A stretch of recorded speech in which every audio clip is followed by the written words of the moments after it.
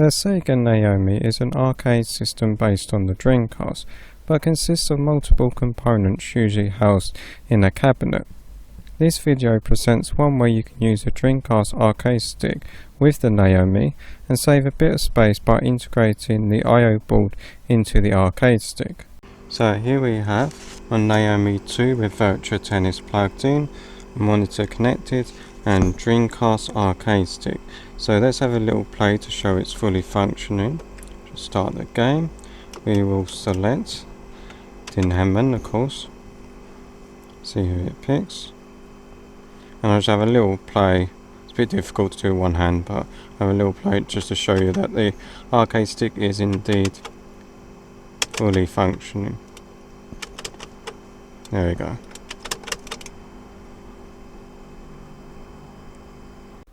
So we will now look at how everything is connected up. So on the NAOMI side we have a USB lead. Now although NAOMI uses USB leads and connectors, it isn't a USB protocol, so we can't actually send 5 volts down the USB lead. So instead we use this yellow wire here to send 5 volts, and that just gets merged together into a Dreamcast extension lead. Now as for the Dreamcast arcade stick, I've taken out the screws, but I can't fit a screw in that one anyway because that's where the I/O board is located. So we take the bottom off, and it's got this piece of paper to act as an insulation so the circuit board doesn't short. Now I removed the original Dreamcast arcade stick PCB, and in place we have the NAOMI I/O board, which is an 837135551. I did try a smaller I/O board, but it didn't fit because there were too many components on the board which got in the way of the plastic post.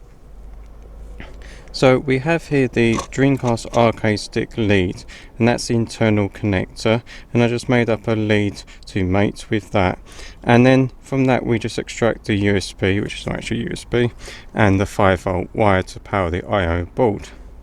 Now you see here we've got the direction switches and we've got the other buttons here, and then it's just a matter of making up leads to mate with those leads from the buttons. So I have one there and we have one here, and they both go into this big connector on the I/O board to receive the inputs.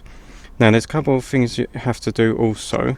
You have to loop back pin on 1 and 3 to enable the I/O board, and we've got a couple of 120 ohm resistors under the heat shrink, which just fools the NAOMI into thinking there are coin meters connected.